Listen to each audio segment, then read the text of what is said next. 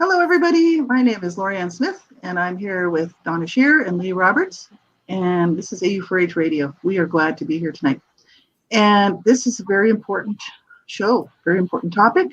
April is the National Child Abuse Prevention Awareness Month, as well as the National Sexual Assault Awareness Month in the United States, and it kind of is around the world. I mean, most people know about it.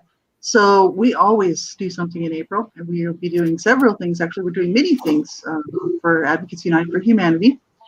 We have many fundraisers going. We have our Community Kids Watch program, which is really focused on, child abuse prevention, protection of children. So, check us out, check our website out. I'm glad to be here. And hello, sissies, how are you? Hi. Yeah, I'm good. Yeah, we're still at it. We've been doing this for a long time. I know you two have been advocating longer than I have. I started about 2009, really, 2009. I know you guys were already going strong before that, and we worked together on many projects throughout the years, as well as our own advocating separately. So we've been really busy trying to be a voice out here for the voiceless, trying to be just another voice to add to all the other voices out here. Because we all have a voice. We all can get involved. If we want to see change in the world, if we want to see change in this world, it's going to take all of us, right? So that's why we're doing this show here tonight. This is very, very important. And I like as you've seen before on some of our shows and maybe listened to our podcasts, I'm a survivor of child abuse. Lee is also a survivor of child abuse and sexual assault. And so we can talk about this firsthand. Donna knows a lot about the stats, knows a whole lot about the issues, has fought and, worked to change the law with Connor's law and all sorts of different, sort of things in the past, trying to get the laws changed. So we've done a lot of work, and we hope to be able to continue to do this. Like we always say, we'll do this to our dying breath. We're always going to be working to protect children and to stop and prevent child abuse. And why? Because we care. That's why. I don't know why we have to have a reason why we would do this. Everybody on the planet should be doing this. It would certainly be a better place to live if everybody was. It's too bad that there's so many people out there hurting children. There's so many people out there sexually assaulting people, men and women and children. And we know this is wrong. So we need to speak up about it. We need to all get involved. So I'm glad to be here tonight. Me too. Yeah, this is the thing. We've been doing this for a long time. I've done I sat back and I tried to think about how many blog talk radio shows I've done on child abuse and domestic violence and sexual assault stuff. It's got to be about 1,500 now. Over the years. And I really wanted to do more, but life kind of gets in the way, sort of. But I just wanted to be, a voice out there along with everybody else's, saying, hey, if we want change in this world, we have to change it, just to be a voice of conscience, for the world. Say, hey, there's a lot of people out here speaking out against this stuff. And, we're part of that change, that positive social change, which is so necessary. So tonight, that's our topic, and we're, I know Donna's got some stats, some updated stats, which will really shock you because of COVID-19. And, Lee, we're just going to have a discussion here. So glad to be here and be able to do this. And at the end of the month, everybody who's listening, we're going to be on April 27th. We got invited to speak with Hope Collaborative. It's the Riverside Family Services in California. Stephanie contacted me from Hope Collaborative to see if I wanted to share my story and also to see if we wanted to do a webinar with Donna Shear, Lee Roberts, and to do this workshop. So it's going to take place online. It's a Zoom meeting, and it's a webinar workshop. And it's April 27th at I believe it's like 4:00 in the afternoon for me, but you can check the times out. Yeah, so I did post that in the in our discussion section here on our AU4H radio YouTube page, but it's also on our website. You can check it out. You can also check it out on our Facebook links and stuff because it's going to be posted everywhere. But stay tuned for that if you want to sign up for that and be part of that. And share our stuff. Get it out there, right? You never know who may be listening to what we're talking about, that it may be helpful for them, or that it may encourage them, to protect their children and to look out for the children around them, and or to get involved, right? Because we need the younger generations to step up, and they are. There's a lot of young people who are stepping up to the plate and getting involved with family services and child protection and changing the laws. But it is going to be this. It's going to have to be this next generation that takes this ball and keeps it rolling, because that's what we've done for the generation before us that had created child abuse awareness. And we're talking about it when it was very unpopular to talk about. Now we're like, hey, let's talk about it. We need to talk about it, right? Yeah, it's funny, Laurie, because I got started over 20 years ago at my son's school, and that was how I began advocating to begin with. But then I had a friend whose daughter was sexually assaulted, and I got heavily involved then, and that was like in 2006, 2007. Back then, nobody was really speaking out or saying anything. And it's really weird because today we have so many people that come forward and they tell their stories and they speak out. And it's so weird, like in the last 12 years, how much has actually changed. More people are willing to come forward. That's right. And that's why I believe that's why people are starting to realize that, hey, we can talk about this. It doesn't have to be. It was taboo. Yeah. For so many years, child abuse was taboo. I mean, you couldn't even say child sexual abuse or people was offended. I can remember when I very first started and we would go to events or we would go to a book signing and we would have people and they would literally like look at you like, I can't believe you're saying this out loud. How can you do this? How can you say this? How can you not? That was always my question. How can you not? How can you not stand up for a child when you know that they're being abused or sexually assaulted? It just, to me, it doesn't seem right. But a lot of people, they just, they turn a blind eye. I can't. I have too much of a voice. My sister says I'm very opinionated, and maybe I am, but that opinion has helped me over the last 2 decades standing up for kids. So I'll keep with it. That's right. And this is the issue. It's it's because it's a very uncomfortable topic. It is. It makes people really uncomfortable, and people think, well, because if they weren't abused and they don't know anybody personally, who has come to them and confided that they were abused or something, and they just don't happen to know anybody personally who was ever abused, it makes them uncomfortable. They think, why do I need to hear about this? Why is this?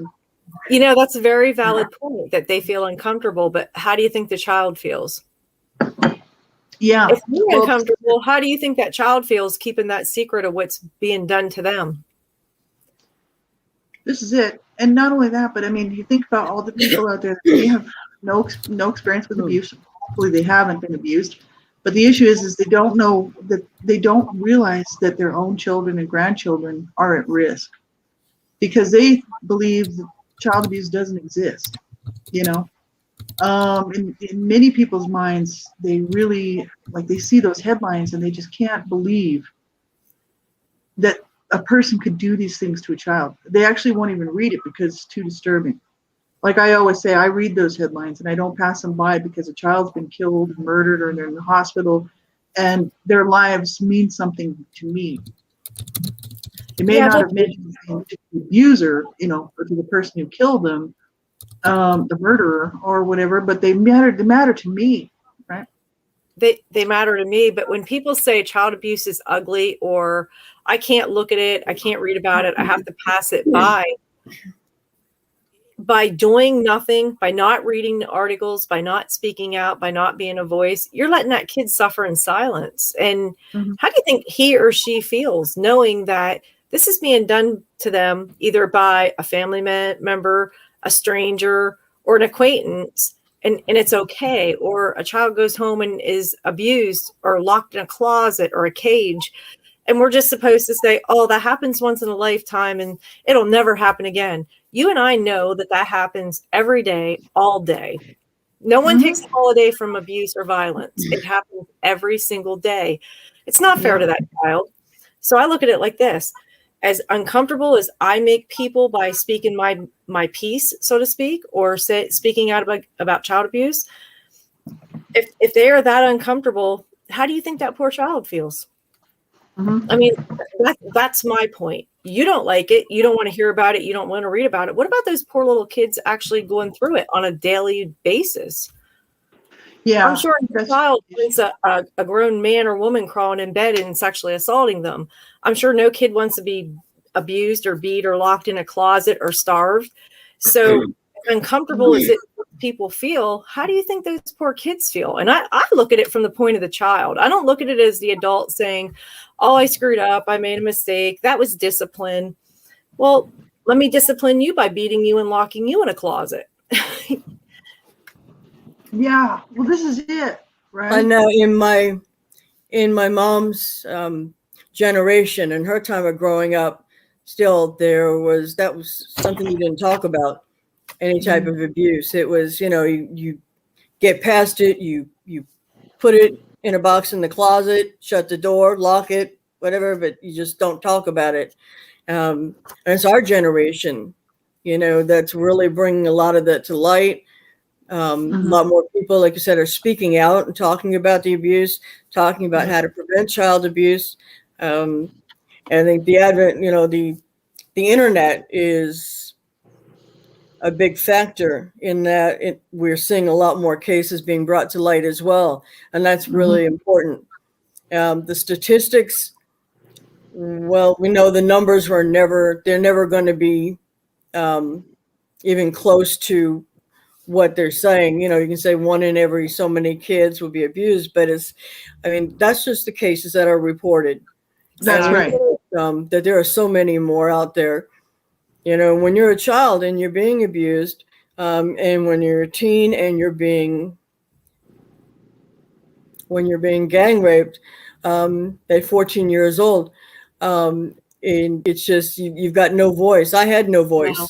It's like I had nobody to talk with, nobody to stand up for me. And yes, I had my mom, but again, in the time that she grew up, it was a lot of things were very uncomfortable to talk about.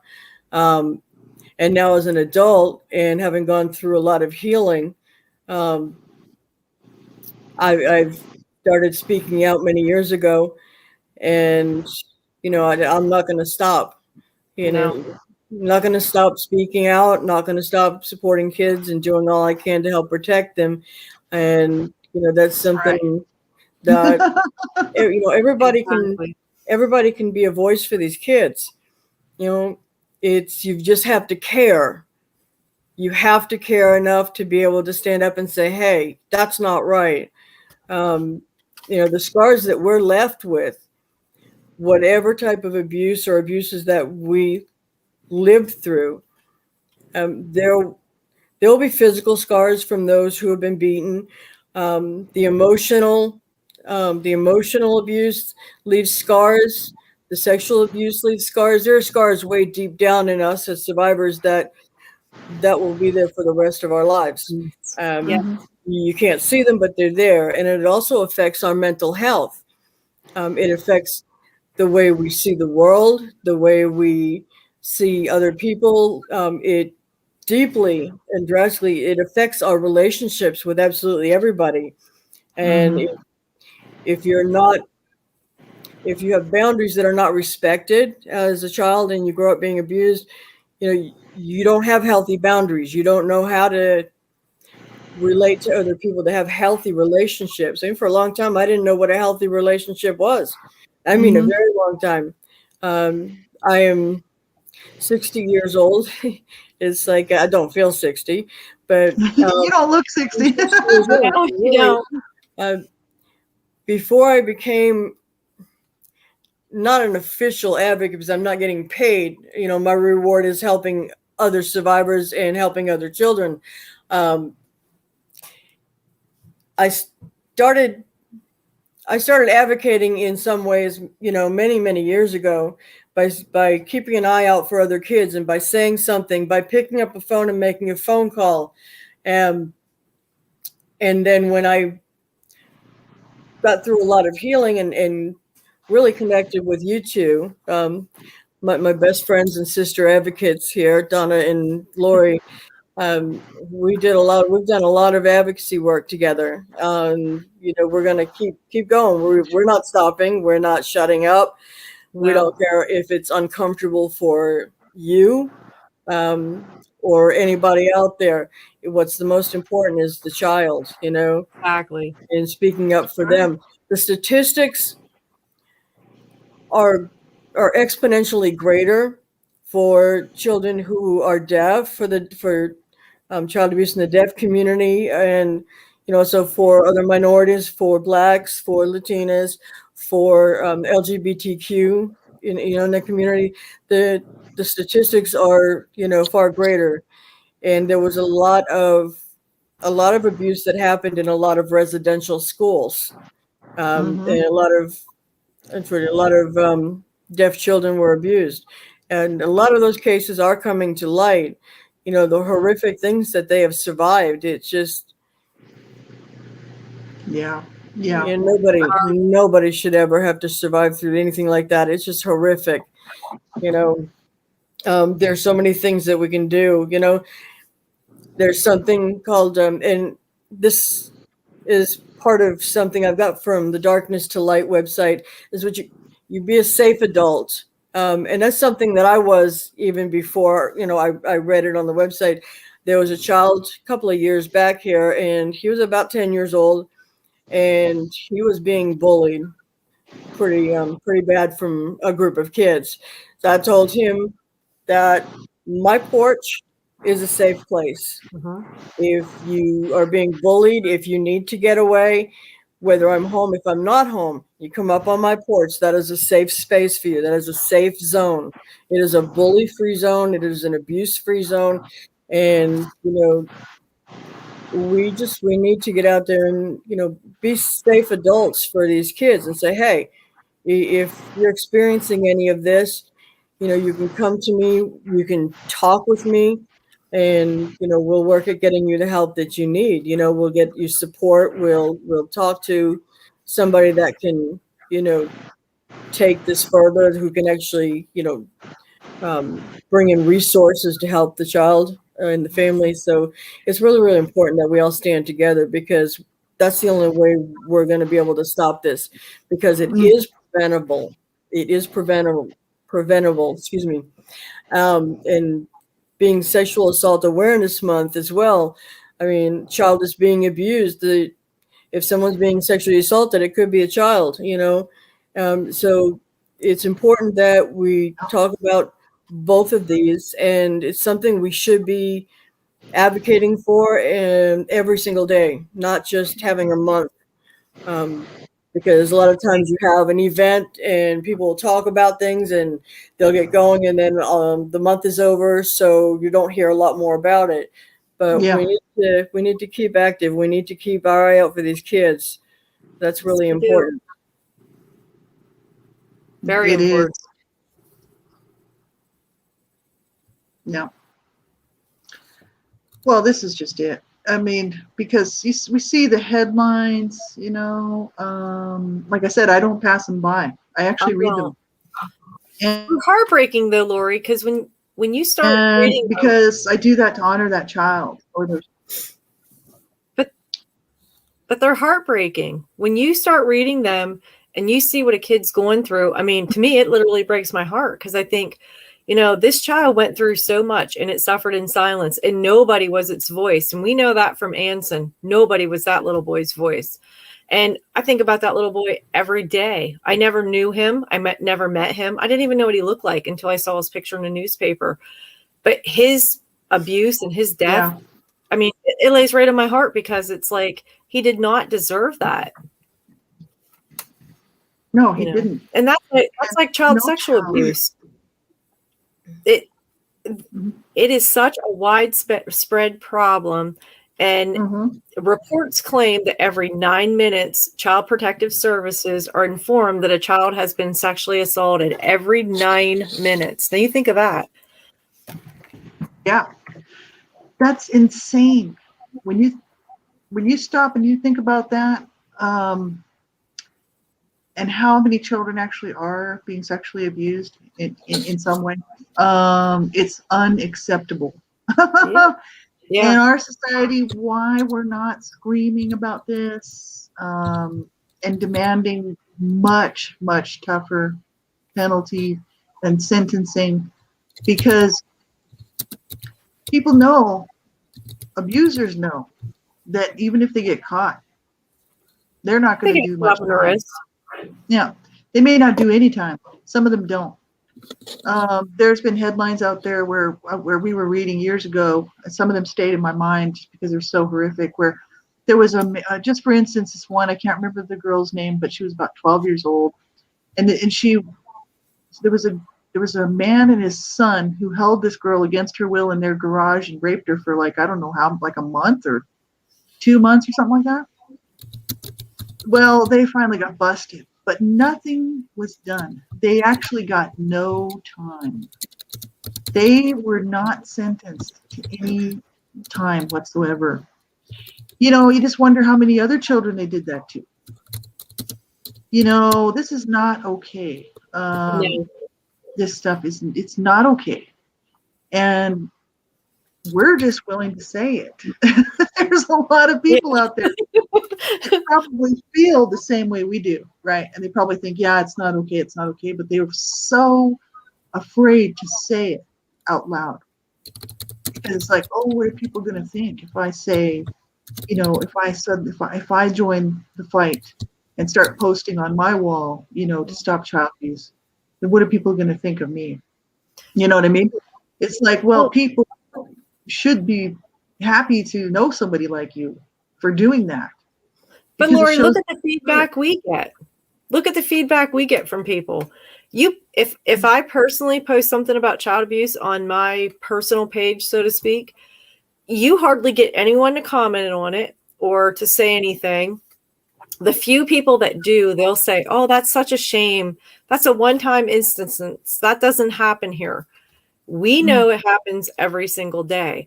So then after they comment and they say, oh, it's a shame this happened, then I go down and I let them know that this happens every single day, and I can show them 100 headlines from each day. But people don't want to see it. And I know child abuse is ugly. I've seen it firsthand. I know what these people go through. I know what these children go through. But if we don't become a voice, we don't speak out, and we don't say something, aren't we really part of the problem? Yeah.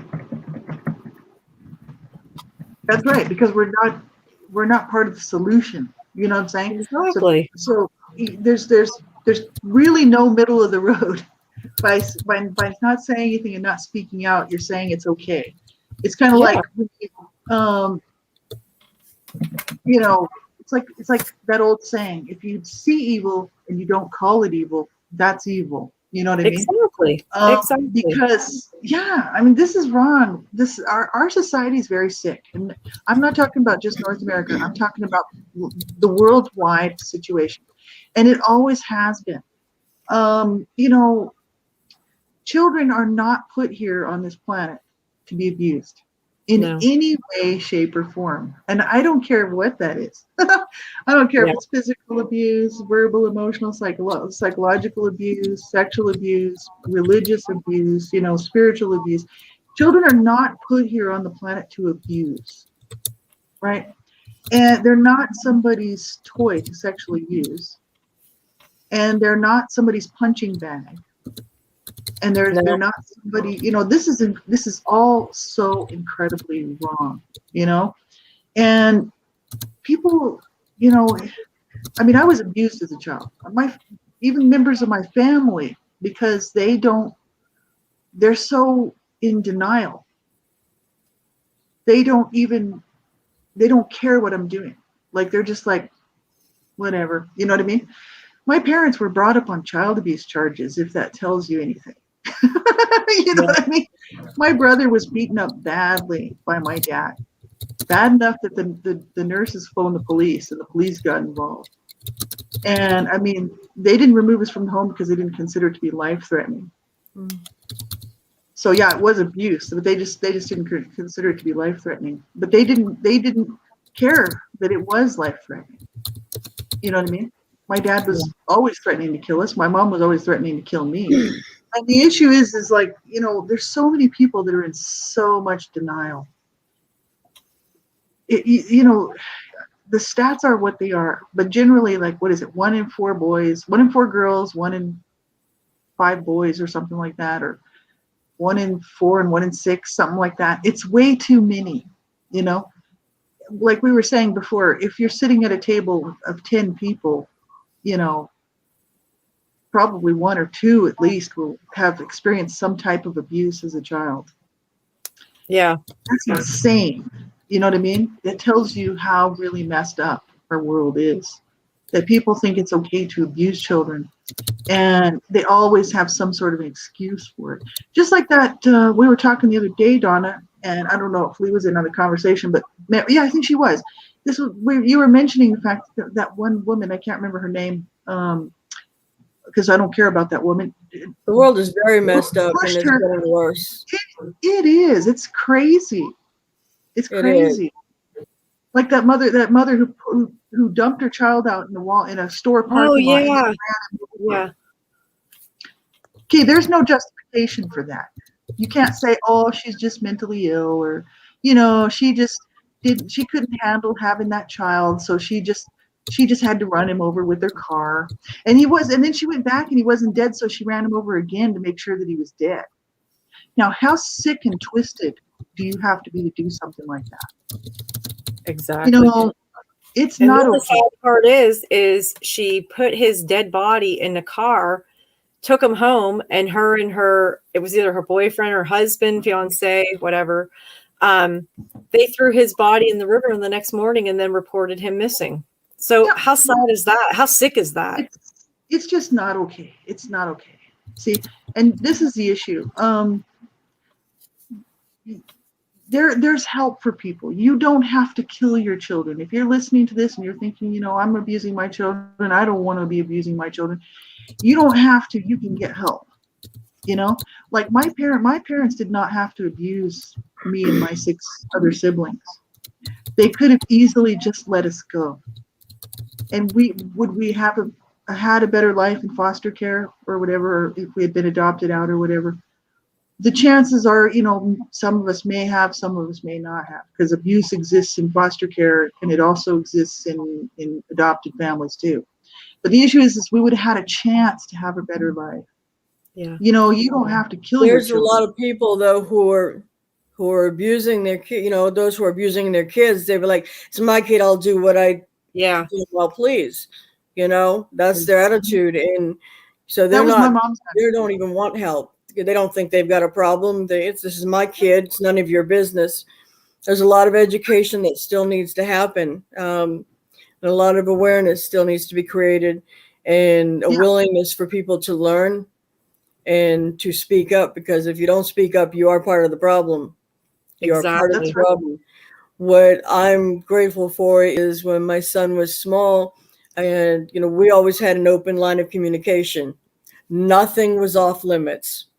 Absolutely anything he could ask me, anything, you know. And he turned to me one day. We were watching TV, and he was about 8 years old, 7 years old, and 7 or 8 is when AIDS first came, you know, to the forefront and in the news, and there was a commercial on about AIDS.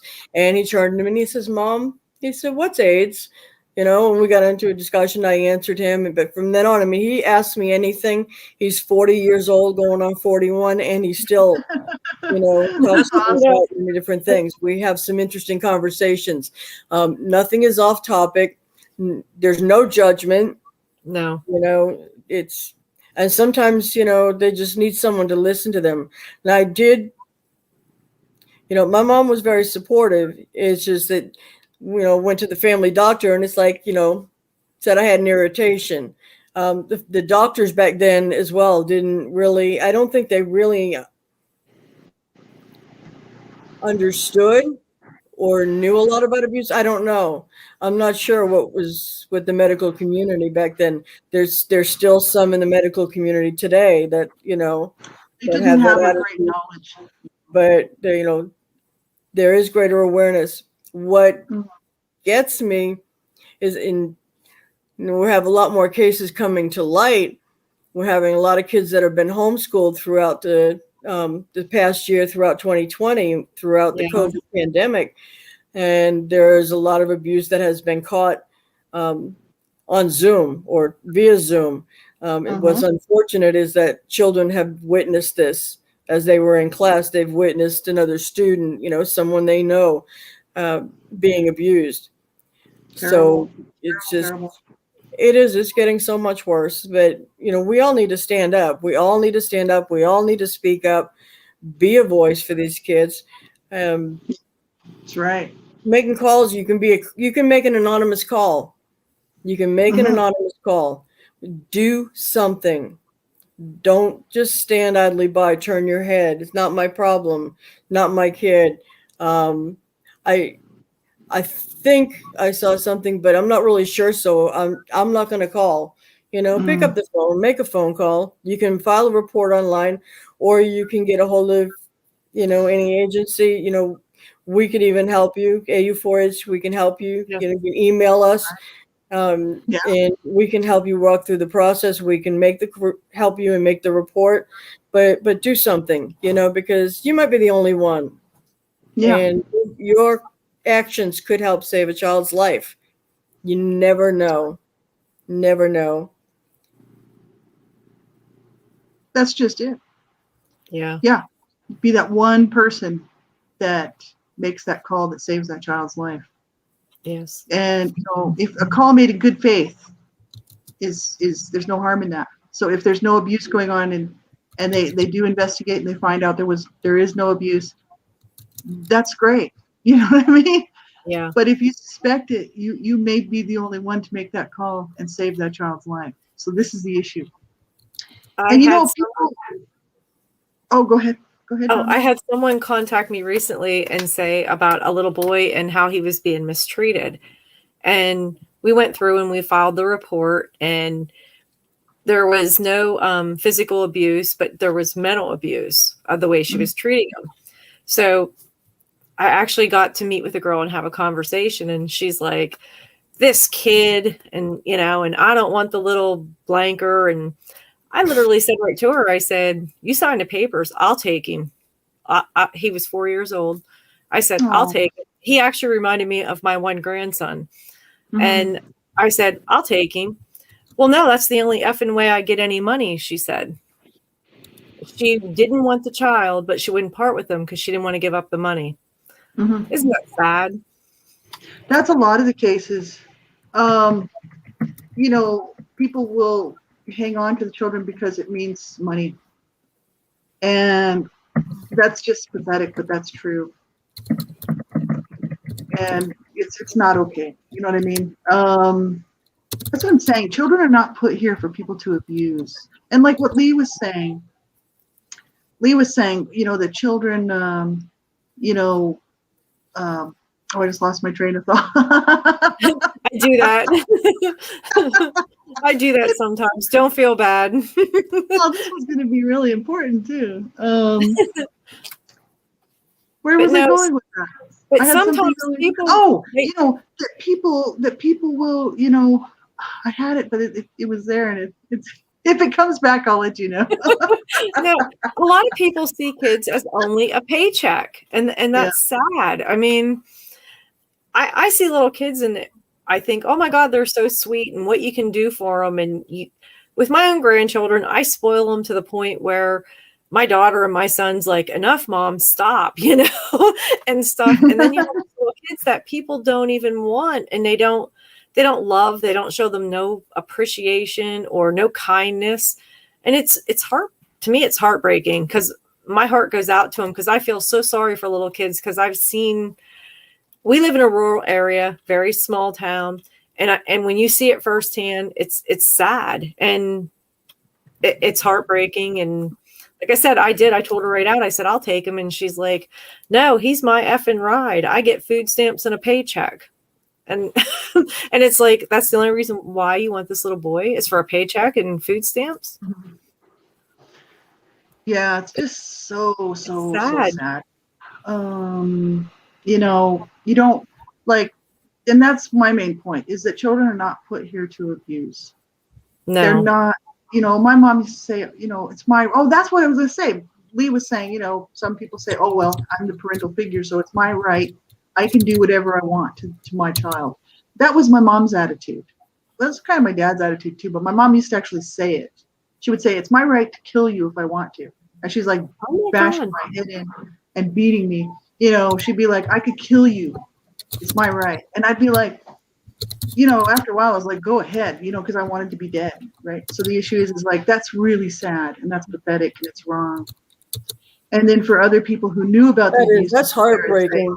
You know, children are a gift from God. They are a gift from God for us to love, to cherish, to raise. Right. And yeah. You know, I don't understand. I just don't understand how anybody can hurt a child. I don't think I ever will, you know? No.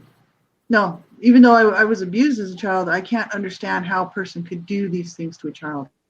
No. And how you could think that's okay and justify that, you know, that what you did, that child deserved that. It's like that one that we always go back to, that headline where that little boy took that dinner roll off the stove and his dad tortured him tied him to the living room chair or something and tortured him for 3 days and he died. And it's like, because he took a dinner roll. You know, my mom bashed my head in and caved my head in, and I was laying in a pool of my own blood because I didn't want to eat the soup that she made for lunch. If anybody comes to my home, the refrigerator's open to all. I always say to them, help yourself, because if you don't, you're either going to starve or thirst, because I'm not your maid.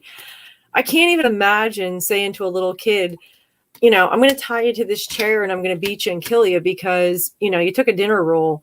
Or we also did a story years ago about a muffin. It was similar, where the little boy took a muffin and he was abused for a week and killed. Or another one was in Pennsylvania, where the little boy took something off the stove to eat, and the mother and boyfriend tied him and hung him upside down, and they beat him until he died. Yeah. I mean, over food. Yeah. I mean, and people say, well, that's just discipline. We were just that's not discipline. That's not okay.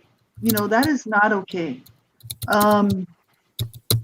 You know, where people get off thinking that this stuff is okay is beyond me. It's not okay. And you know, over a spilt drink. I mean, you can easily clean up a drink. I mean, heck, I know for myself. I mean, I've knocked over so many drinks. It's, you know, it's like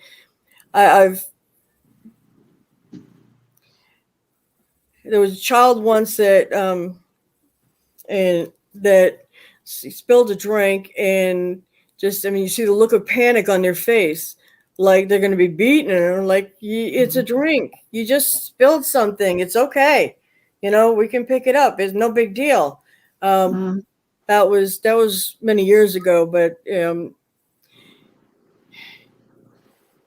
breaks my heart. My mom, when we were growing up, I mean, she had 6 of us kids, and she was work nights. She was an amazing mom. She spent one-on-one time with us. It may not have been a full day. It may not have been more than an hour or two, but she had that one-on-one time with each of us, you know, one-on-one time with me, then, you know, my other sisters and my brothers. And, you know, she spent some quality time just talking or going to lunch or whatever we wanted to do.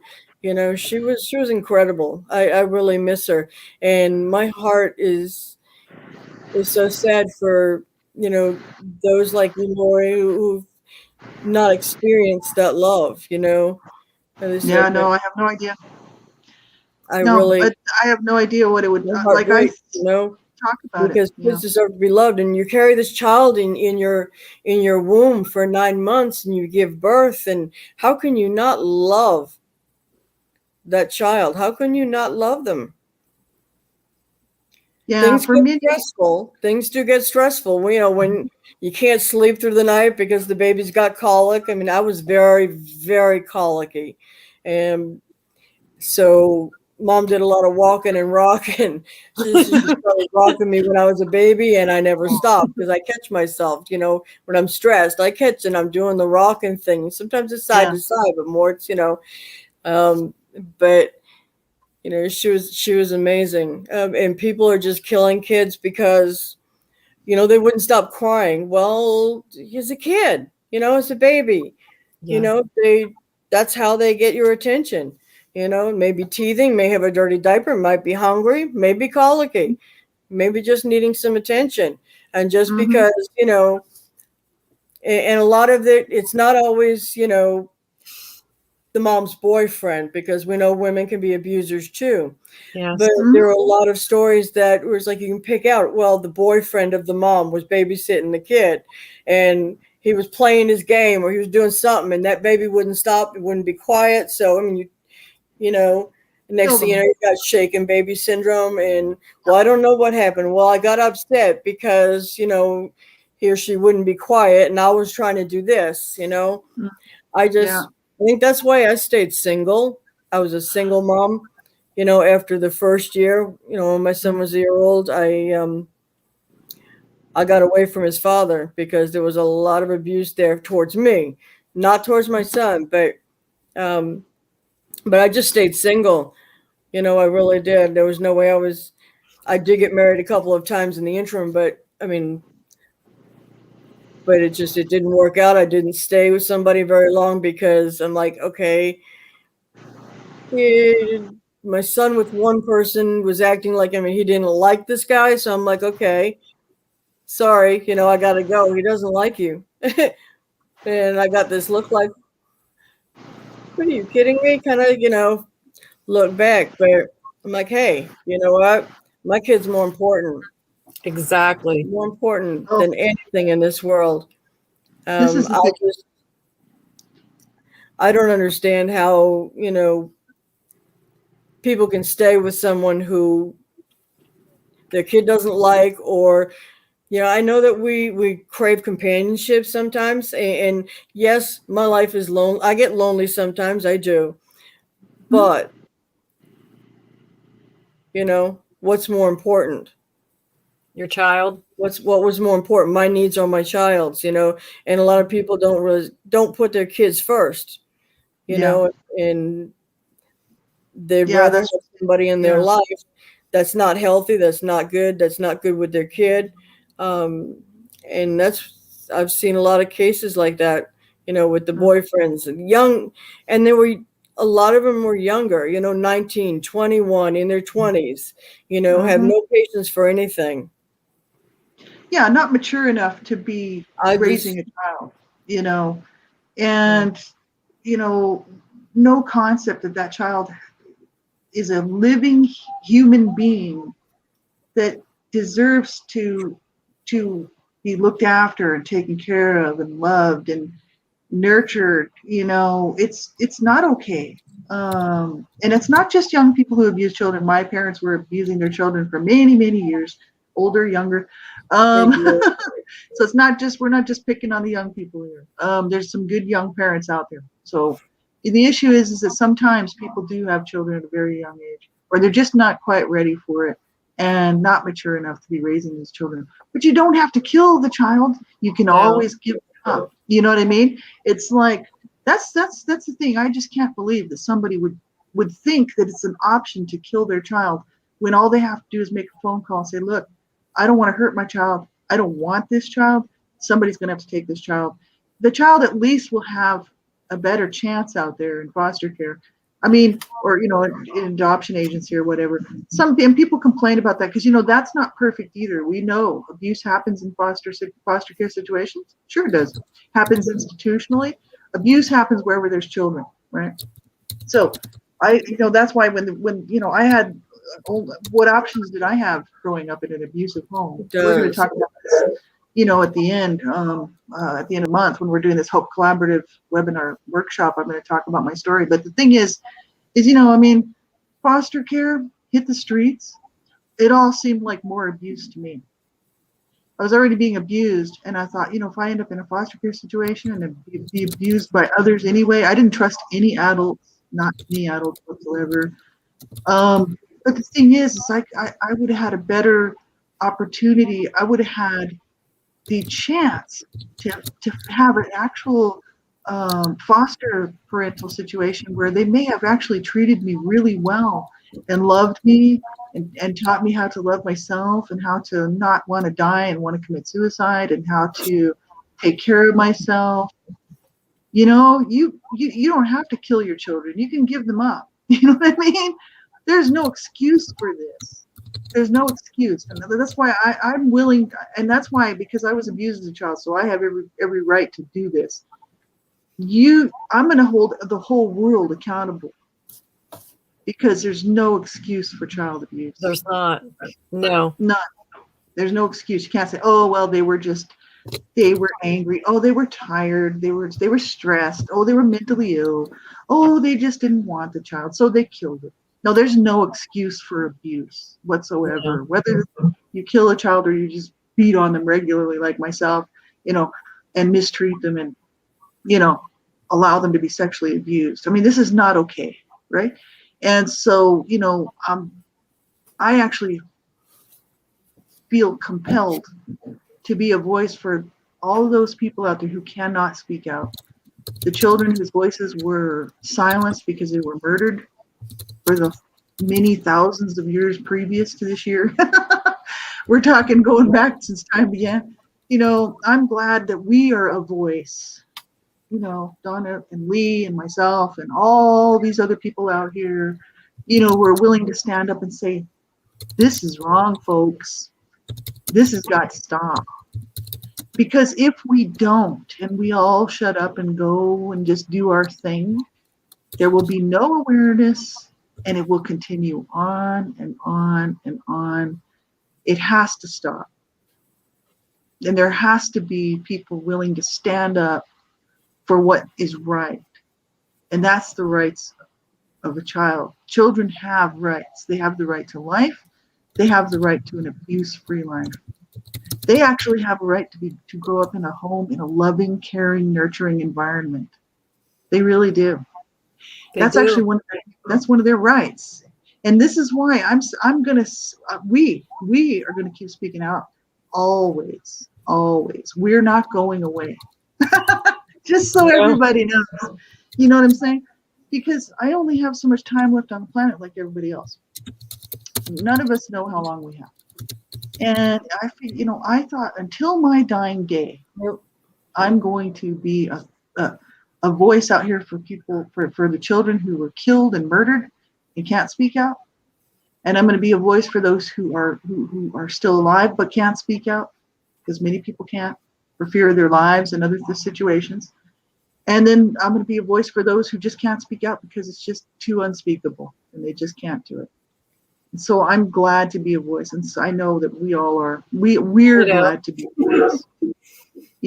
That's why we do this. I mean, we want to talk about other things too, but April being the National Child Abuse Awareness Month, as well as Sexual Assault Month, it's so important that we do get involved and speak out. And my books, not just for this month, but my books that I wrote, all the proceeds are going to Advocates United for Humanity. They're going to the Community Kids Watch program. They're gonna help fund that, and that's in memory of Anson Stover, who was murdered, a little boy who lived in Donna's community. And it's just horrific. I'm so glad to be able to do that. That makes me extremely happy. And so I hope that people will donate to that program, and because it's a great program, the Community Kids Watch program. Get involved. You can be a community kids watcher, watching out for the kids around you. We all can, right? And as far as sexual assault goes, adults are sexually assaulted too. You know what I mean? Yes. And so it being the, April being Sexual Assault Awareness Month, I mean, it's so important to look out for people in your community, man, and realize that this is happening every day. And like, it just If goes someone on had just and on. spoken up, he would still be here today. Yes. Yeah, Anson Stover. Yeah. Yes. Yeah. It's so sad. That was needless. Absolutely needless. That's what these children that die from the abuse. I mean, abuse is horrific. I survived, Lee survived. We survived. But the thing is like there's so many children who won't. And No. there's no reason to do that to a child. Just make a phone call and tell somebody you can't cope. And you don't want to, if you're listening to this, and like I said, and you're hurting your children or your family, you don't have to do that. There's no shame in making that phone call and saying, I can't cope. I don't want to hurt my family. I don't want to hurt my children. What do I do? What can I do? And if it means giving them up to have a better life, then do it. Don't kill them, my mom was always threatening to kill me and used to say that it was her right to kill me as she was beating on me. And, just horrific. My dad actually tried to kill me and my sister one time. My dad was actually suicidal and abusive man, and actually tried to drive me and my sister over a cliff with him in the car. And he was always talking about killing us and killing me, killing our mother, killing all the children. And this is not okay, right? No. It's not okay. If you don't want your children, don't kill them. Don't beat on them. Don't verbally, sexually assault them. Don't abuse them. Just give them up so that they can possibly maybe have a better chance for a better life, right? Yes. Do the right thing. Yes. So yeah, if I could do it all over again, seriously, if I could, I would have been a judge. I would have been a judge. I'd have been there sitting in the docket because I'd have been a child abuse judge, and I would have been busting those people and seriously busting them. And there wouldn't be much mercy because those people who abuse children, we're talking torture and maim children, beat them, sexually abuse them, rape them. Let's call it what it is. It's rape. It's child rape. It's sodomy. It's sexual abuse. It's horrific, right? I know because I'm a survivor myself. And so the issue is there was no mercy. There's no mercy for these children that are going through this right now. No. Where's the mercy? No, mercy is not being shown to them, and they're going to die, right? So yeah, I would love to be able to do this all over again. Come back and sit there as a judge and say, you didn't show that child any mercy or those children any mercy. So I don't see how this court can show you any mercy. You know what I mean? Because this is what I'm saying. And where is the outcry? Where is the social public outcry? There's none. The world's just like, whatever. That's why I get so upset. We recently out here in Florida, and this just sickens me because we find them in positions of power too. There's a Florida elementary teacher, and it was down in the South Florida area, Palm Beach County, and 28 years old. He was arrested on felony charges of soliciting sex with a minor, traveling to meet a minor for sex. I saw that. The minor's age was 2 years old. 2 years old. 2 years Yeah. old. That's a toddler. That's baby. Disgusting. That's just. That's not. I got so angry reading that I wanted to throw up. It's just. But the tough sentences, we need to enforce laws that are the good laws that are on the books already, and need to change laws so that the perpetrator gets time and not just a slap on the hand or, don't do that again. Or wear a time monitor and, just check in. And, but it's ridiculous. I mean, the punishment will never fit the crime. No, Not when it never, comes to child abuse. It will never fit the crime. never. They should, my thoughts are they should spend the rest of their life in prison. Yeah, I agree. Because And those abusers give I'm children a life I'm sentence. not really a proponent for the death penalty, but in cases like that, I'm all for it. Yeah, too. it's for the death penalty. You hurt a child like that. And I know that God is the ultimate judge. When you hurt a child, you don't deserve to live. You I just don't. Yeah, I cannot, like, my mind, because I I'm think, seeing more and more. I'm getting more and more alerts for offenders that are not just in the area, but offenders that are coming from other states. Oh yes, Mhm. yes. And I look at their sheets and I look at the charges, and it's just almost unbelievable. Mhm. Yeah, like, it's crazy. And people, your average, everyday, normal, everyday citizens don't have a clue that No. these people are out there paroling your neighborhoods, looking for your children and looking for any child who's vulnerable, who seems to be alone, nobody's watching. They can easily get a hold of that child, grab that child, sexually assault that child, kill that child. Sometimes they do. Those who are abused end up with lifetime sentences. That's right. So they've got to deal with the mental health, with any possible Physical stuff. physical issues from the abuse that they suffered, but they've also got mental health issues, PTSD, their depression, the anxiety. There's so much that they have to deal with because they will never truly heal completely. There will always be healing that we'll be doing for the rest of our lives. Yeah. We've been given a lifetime sentence. Yeah. And they need to be given one too. That's what I think. Life for life. You know what I mean? Because the impact of the trauma is monumental.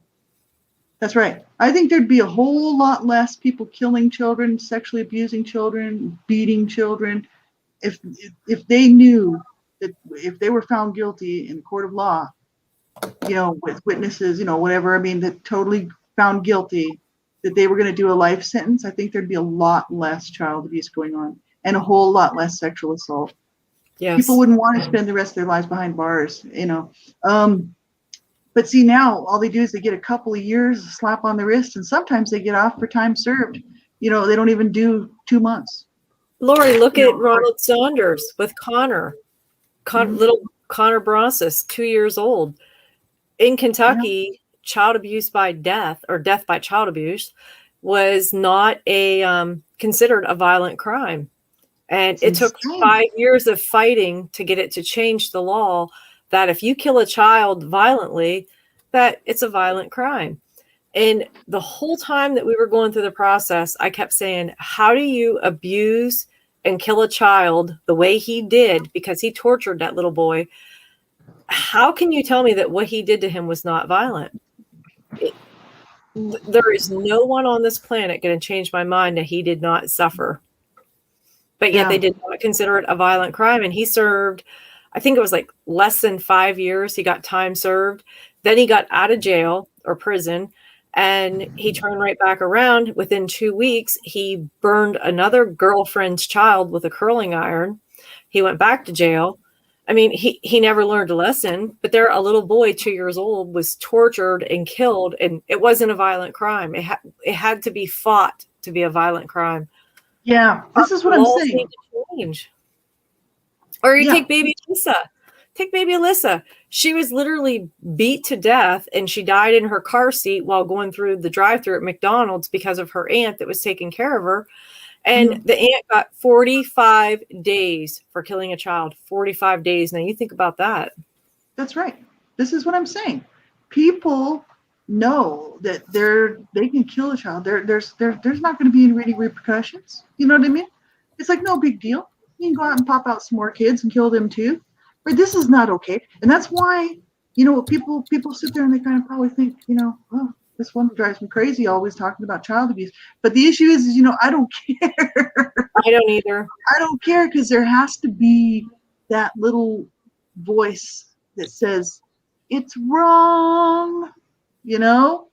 When is the world going to wake up to the fact that it's wrong to abuse a child? It's wrong to sexually assault anybody. I don't care who it is. See, this world's got to change. And if there aren't voices standing up and saying, this is wrong, this seriously needs to stop, then it's going to go away. The only reason why child rights got going in the first place was because there were a few people, very few people, who started actually making note that children were being mistreated. And this happened in England back in the 1800s. And it was late 1800s, and it was one of them was about that. Yeah, one of them he wrote Oliver Twist. What's his name? The guy that wrote Oliver's Twist. Charles. Who wrote Oliver? Dickens? I'm not sure. Yes. He had a column. He used to write for a newspaper, Charles Dickens, and he wrote in England back in the 1800s. He wrote a column in the newspaper, and he was just a new author. He was like a new journalist, and he was young, and he started noting how the children were being treated at these workhouses, and how there were all sorts of children's, children who were being just beaten and tortured and killed, and nobody cared about these children. And he started to actually write this story, Oliver Twist, and he would put it he would do it a piece at a time in the paper. And pretty soon, before you know it, he had a lot of people reading it and following what he was writing about, because they started to notice too, and they were like, "Hey, you're right. We see this is going on. Why aren't we saying something? You know what I mean? Like, why is the world not doing something?" He's one of the very first people that ever spoke out and actually got a movement of people to change the laws, to get child rights in place. He's one of the very first people to do it. So, so Donna, Lee, myself are just out here along with everybody else. And we're saying it's wrong. It needs to stop. Children have rights. They have the right to not be abused.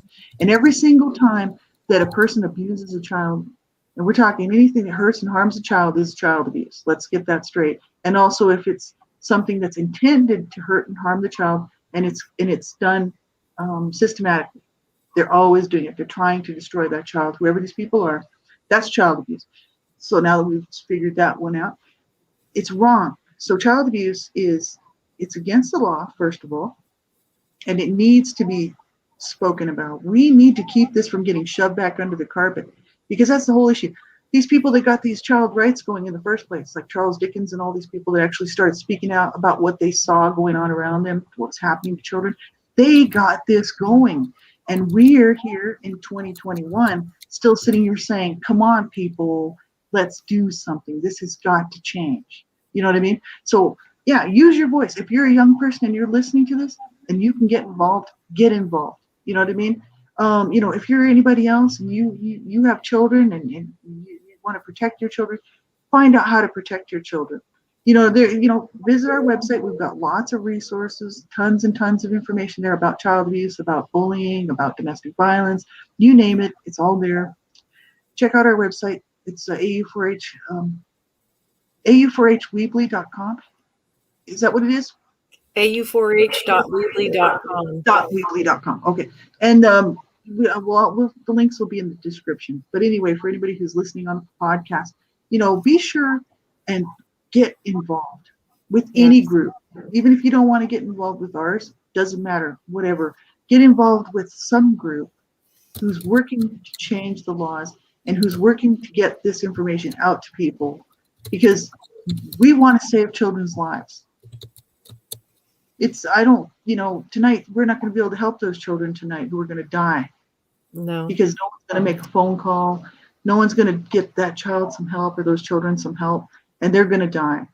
And all those emergency room emergency room personnel that work at all those hospitals and stuff, who actually, when those children are brought in the body bags, that they sit there every night and they know that they're going to see some of those.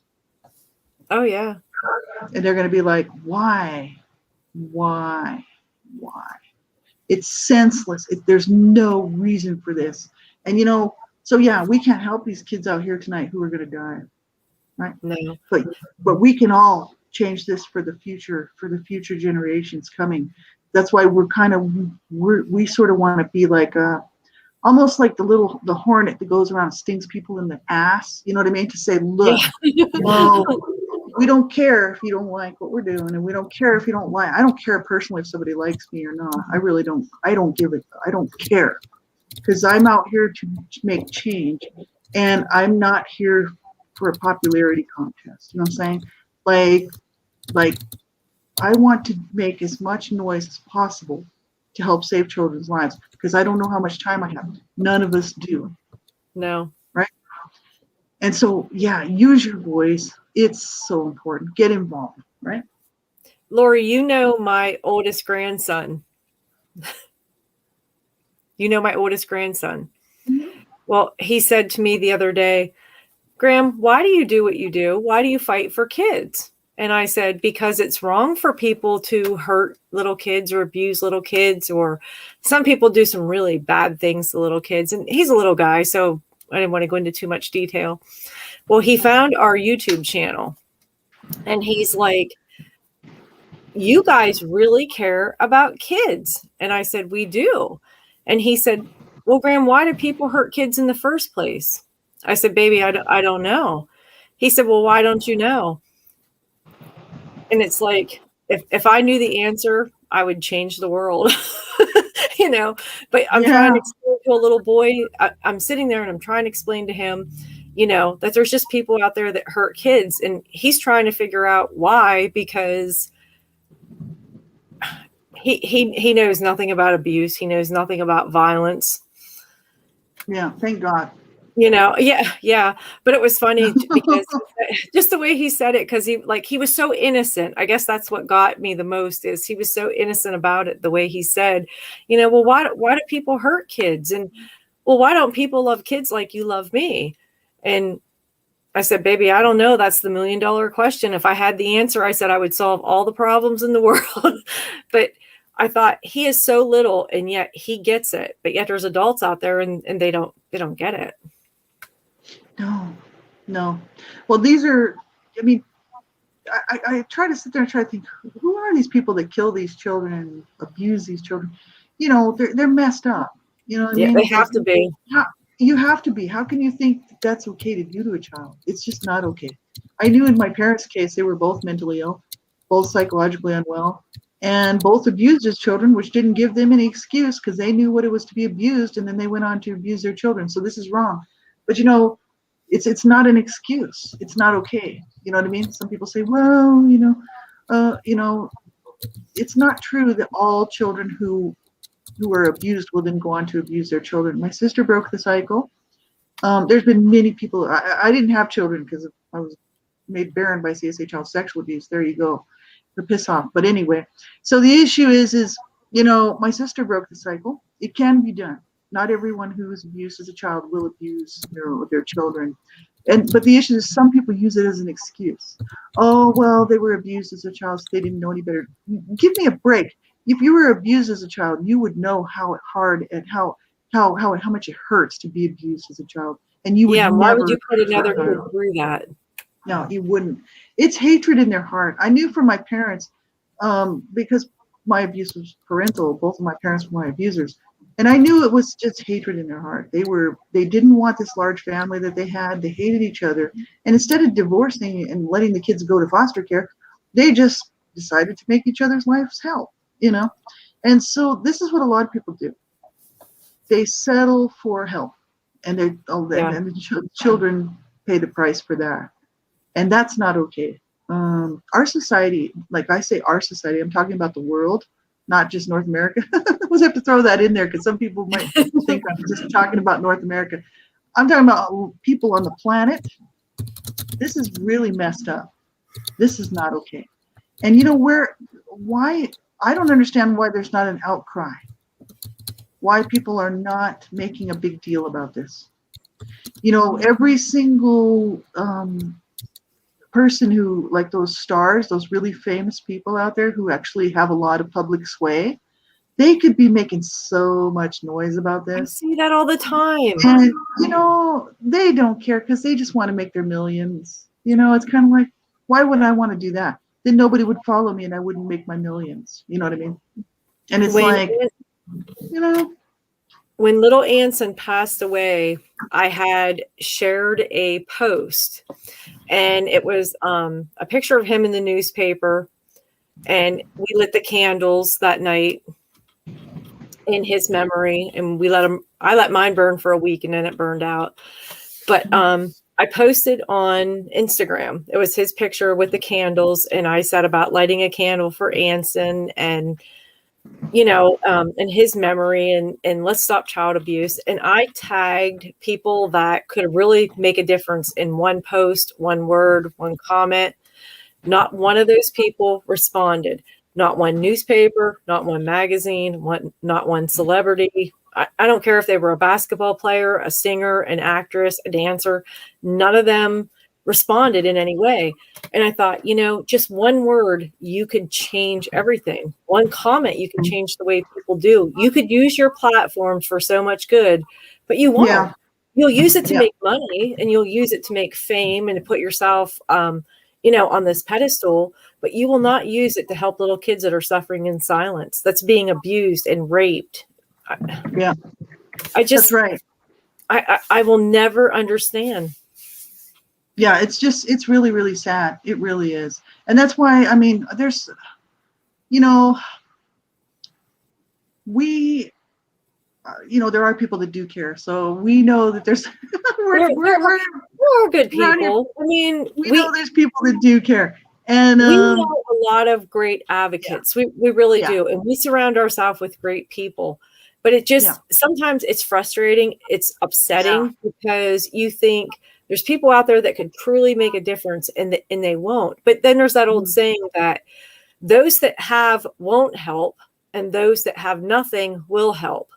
And it's kind of true, to the sense that I know people that would give someone the shirt off their back, but yet I know people that have everything on the planet they could ask for, and they won't so much as give them a nickel. And we've seen that throughout the advocacy work we've done. So, but it's just, I don't know. To me, it's sad. It's really sad because, like I said, these people could make a huge difference in one word, one post, one comment, and they won't. But they'll self-serve and make themselves either famous or more money, or, like I said, put themselves on the pedestal. And it's upsetting, but it's more frustrating because it's like, I'm so frustrated to the fact that you will not use your status to make it better for children. Mm-hmm. Yeah, that's right. People are often really quick to boycott stores and businesses, and you'll see so much of that. And there's a hashtag boycott and whatever the store business's name, and you'll get that shared and shared and shared, and it's like wildfire. It takes off. But when it comes to speaking out or speaking up about the abuse of a child, they fall silent. They fall away. They just kind of like, no.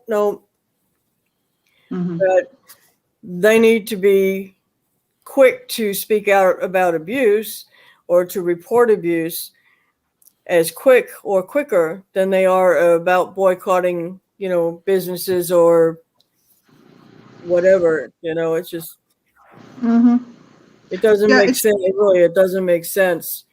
No. Oh, boycott this. They're selling this, and that's not good. So boycott them.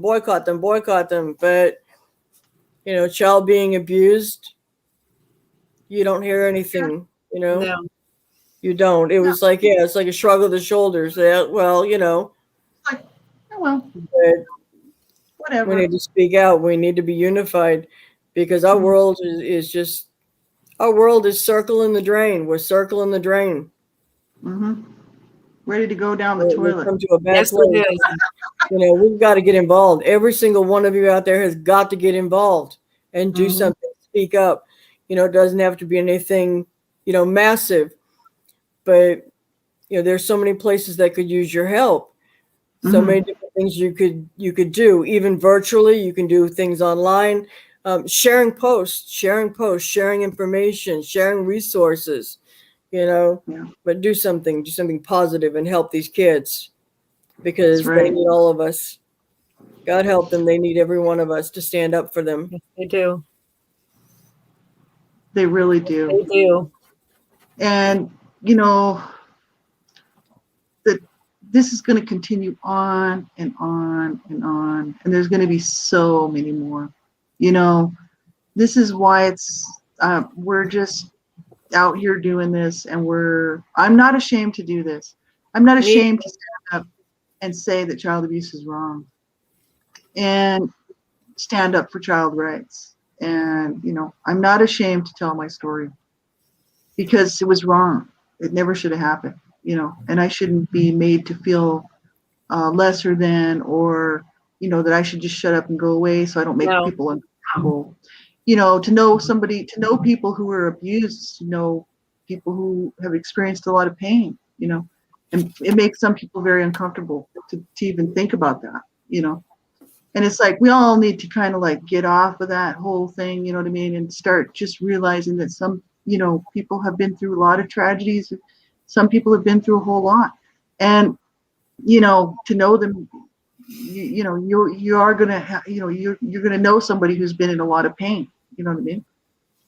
But we need to deal with this. We need to be okay with talking about this. This is why we're doing that workshop webinar with the Hope Collaborative, and it's actually called Child Abuse, Let's Talk About It. And because it's so important to have this conversation and keep it going.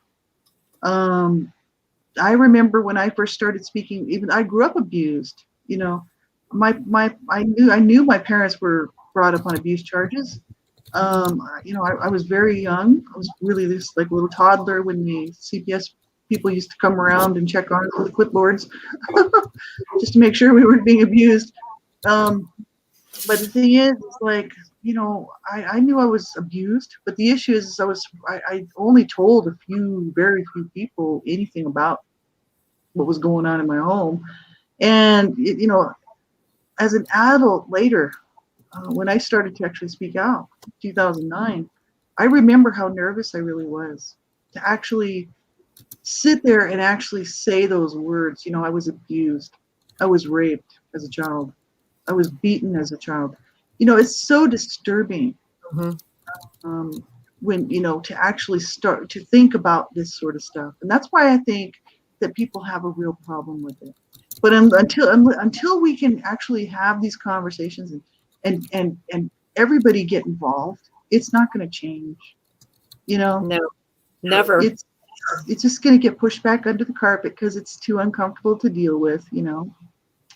And it's like, oh, well, you know, nobody wants to deal with this stuff. Nobody wants to hear about it because it's so disturbing and so horrible. And it's like, yeah, but think about these kids that are laying in their cribs, right? You know, tonight, tomorrow night, laying in their bedroom somewhere with their head busted open, you know, or some sort of internal bodily injuries. They're going to die, right? And that should really, really make people more uncomfortable than talking about child abuse. Like Donna said earlier, you know, it's terrible, right? You know, many years ago, and this was before I moved up here to where I live now, so it was probably in the mid 2000s, and it was in a local Walmart down there that I was wearing one of those blue silicone bracelets. And I actually think that you had sent it to me, Donna. I did. I can't remember, but I was wearing the child abuse awareness bracelet, and I had my hands on the handle of the shopping cart, and I had an elderly woman approach me and very quietly told me she had never shared with anybody before. She had been, she had been abused, she had been raped, and until that moment when she shared it with me, she never told anybody. And I'm like, my heart is just, Yeah. wow. I mean, Heartbreaking. she had to be at least in her 70s. And I'm thinking, Mhm. wow, to have something that sacred shared with me at that moment just really, really took hold of my heart. Mhm. But Does. This it is can it. be something simple as the tattoo, that I've got, the semicolon tattoo that people connect with, or just wearing the bracelet and somebody come up to you and it's like, and they may not even speak in words. They give you the knowing look that, yeah, I know, I understand. Yeah. But to have her come up and share that was really special. And it Mhm. was very courageous of her, because I know, and there was no talking about it, when she was growing up. She would have been like my Yeah. grandmother, around my grandmother's age at that point. So yeah, Yeah. It's just she just carried that with her in silence for her whole life. This is just it it. So was many people do. it was a powerful moment. Yeah. Sounds like it. That's I get a awesome. lot of people Yeah. too. Lee said about her tattoo. I get a lot of people with my tattoo. They'll Mhm. ask what the ribbon is for. And I always tell them I got it when Connor's Law got passed. That's Just awesome. and it means the world to me. And a lot of people will say, "Oh, you're such a cute, pretty girl. Why would you ever get a big tattoo on your finger?" You have no idea what it meant for Connor's Law to get passed for me. So to me, it's an accomplishment. It's an achievement, and I'm proud to wear it. Very cool. That's right. That's awesome. I need one. I have a Yeah, tattoo, but I'm not telling anybody what it is or where it is. Uh, but this is the thing. I had somebody actually on my YouTube channel, my Laurie Smith YouTube channel. Somebody said I should get a survivor warrior tattoo or something like that, and I thought, yeah, that'd be cool. it Issue would is be. I just it's just yeah, I'm happy to use my voice. Happy to be able to do what Me I can. too. Yeah, I know Lee is too. Like that's why we do what we do. You know what I mean? Because we want to make a difference. And like I said, it's not all like, I mean, my life isn't just all about depressing child abuse headlines. I mean, we have to live our lives too. You know what I mean? Laurie, But we do. Like yeah, we live our lives, but we do a lot of fun, great things too. I mean, we're out here, we're voices for children, and that'll always be my number one thing. But we do a lot of good things in the community. We just provided Easter to kids in need. We provide Christmas to children in need. Lee does a food pantry for pets and people. We make sure that people have meals at holidays or in between. If they run short, we have like an emergency pantry. I mean, hmm we do all kinds of kids programs and we do things that are fun.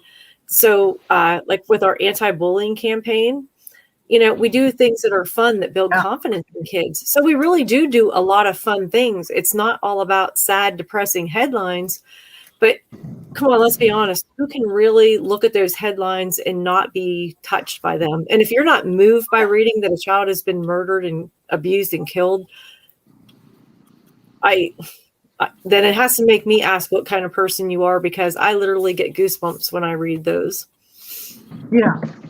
This is just it because I mean, that's a human being. That's not just some creature or some uh, something, right?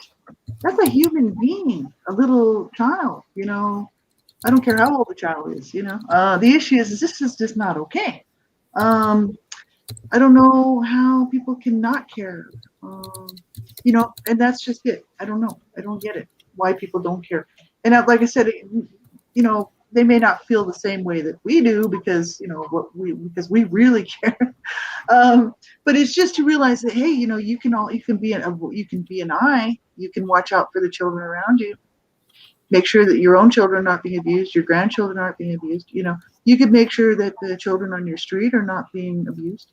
Just be an eye. Keep your eye open. Keep your ears open. That's Exactly. all. You don't have to be all involved like we are. But if you protected your own children, if everybody would protect their own children, there would be no child abuse. Yeah. Think about that.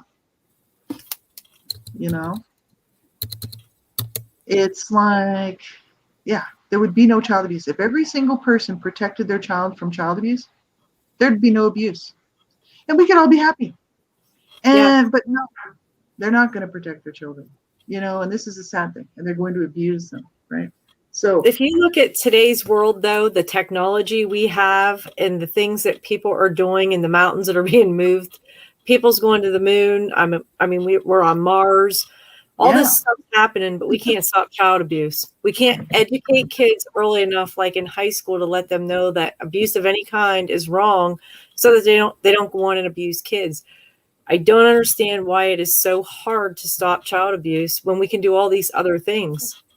Mm-hmm. We need some good people, the right people, to step up and use their voices and let people know that it's not okay. A lot of things that kids see, they're getting off movies, they're getting off songs, and they're trying to reenact it. And a lot of times people don't understand that there is reality and then there's fiction and fantasy. And a lot of people cannot, come between the two and understand that this is pretend and this is real life. And that's a huge problem. We run into that every day, Lee and I, when we're getting different people emailing us saying about different situations they're in. I mean, these people think like they're bad or they're gangsters and you're standing there shaking your head like, what movie did you just watch on TV? Because that's the scenario you're giving us.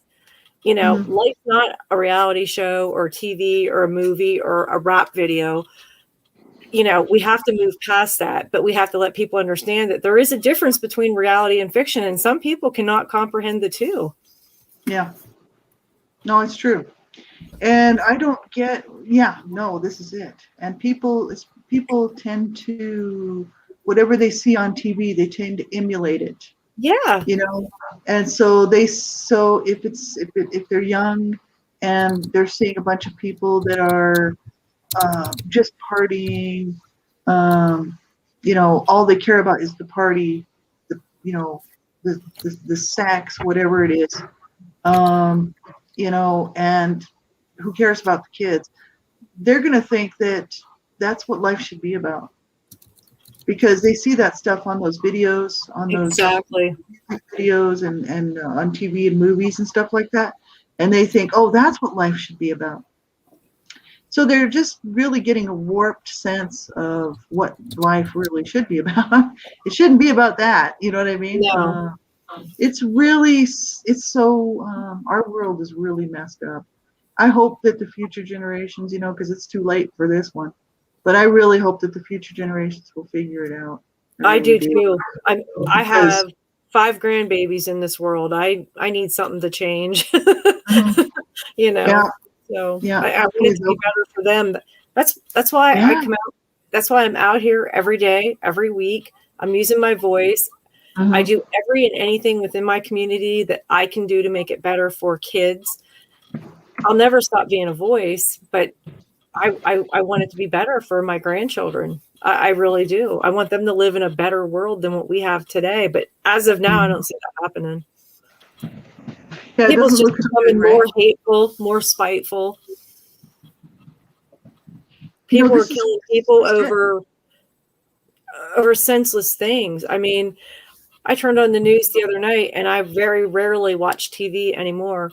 And because someone was asked to put a mask on, 2 family members went back and shot this guy and killed him. And it was like, just because they ask you to put a mask on, and it just, it just makes you think, what are these people thinking? They're not. That's the problem. No, they're just acting on emotion. So they're mad. Oh, then they have to kill somebody. You know what I mean? It's like, get mad, but you don't have to kill somebody. If you don't like something, walk away. You know what I mean? Like that's what I mean. There's no excuse for this behavior out here. There's no excuse for this violence and for this abuse and for this sexual assaults. There's just senseless violence. Yeah. Senseless violence. Yeah. It's incredibly wrong. So if we want a different world, then we have to be the ones to change it. So that's why we're kind of, we are a voice out here, sort of in the conscience of the world's ear, irritating people, saying, come on now, we know this is wrong. But how many people are willing to stand up and say, Not very many. Yeah, if we could just put a challenge out to people, you know what I mean? And just say, do you have can you do what we do and do an hour and a half video and talk about how wrong it is to abuse children and how wrong it is to sexually assault anybody, and that this is all incredibly wrong? I challenge you. We do it all the time. This is something that we do all the time. This is what we do. And, like I said, I've done 1,500 shows talking about child abuse. That's a lot. It's like 750 hours or more. It's probably more like 1,000 hours worth of material. It's like, and I know that Donna and Lee have done their share too. So the issue, they probably more than that. She said, I've recorded mine, and some of theirs would just be live, and just not be so much recorded, right? So they probably got 2 times what I've done because of the Laurie, I was speaking with someone the other night, and we were saying about the amount of time that we put in. And I said, I can remember clear back in 2006 and early 2007 and after that, but that was the latest I can remember.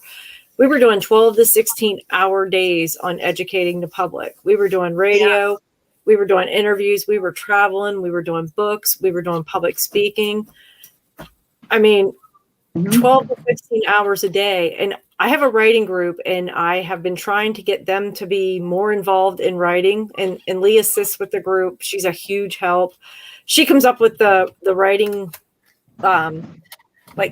instructions as to what they're going to work on each week. And she does a really great job.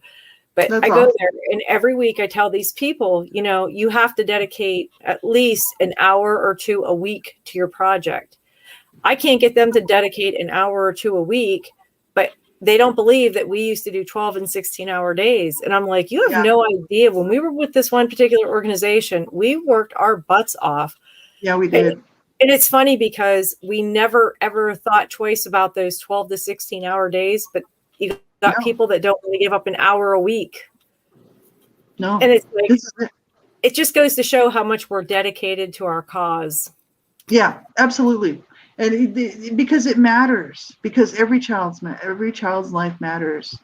Every life matters, right? And this is the issue. It's,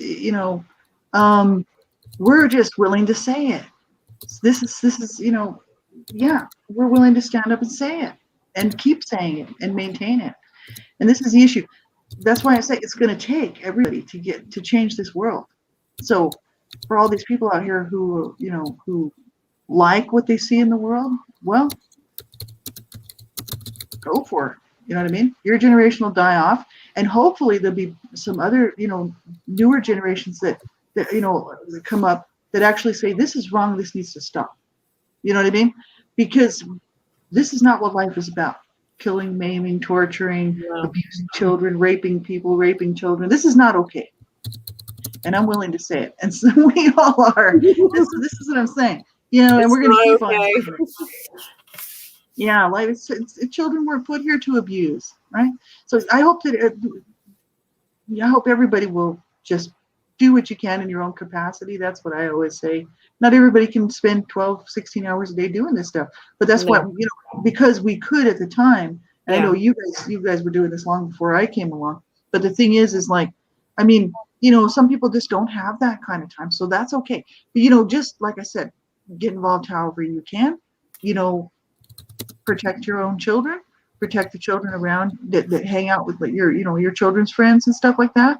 Keep an eye on them, make sure they're not being abused, and you'll be doing the biggest job ever because there's so many people out there that could really ward off a lot of abuse if they just protect their own children and the children in their lives, right? To make sure that they're not being abused. So be on the lookout for children and learn what the signs and symptoms are, and like I said, we've got tons of resources. We even have free ebooks that you can download that Donna and Lee put together and some other people. There's tons and tons of resources like signs and symptoms, what to look for, and you can grab that from our website. And Yes. they're all free ebooks. They're free downloads, full of really good information. So if you're just unsure, or just there's plenty of material out there on the web, but we're just another resource. That's why I keep mentioning it. Yes. We've got free stuff out there you can get a hold of and read, and if you're not quite sure what to look for, how to protect your children online, internet safety, how to make sure that no one's grooming your children, Yeah, that's huge. it's very important. Absolutely. So, get the information if you're a parent, and, whether you get it from us or somebody else, whatever, just get the information and learn how to protect your children, right? So important. Exactly. All right. Well, is that about it, ladies? Yes.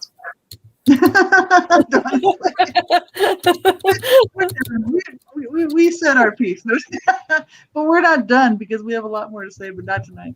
So I guess we'll sign off for tonight. Next week, I hope you'll join us because next week is Wellness Wednesday, and so I hope you'll be sure and check that out.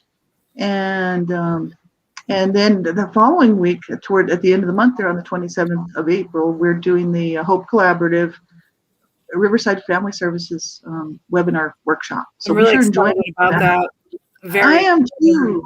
Yeah, this is what a great opportunity, and for them to contact us and just so cool. Like, it really is. And so we're looking forward to that. And I hope that you'll check that out and get the information. Share it around.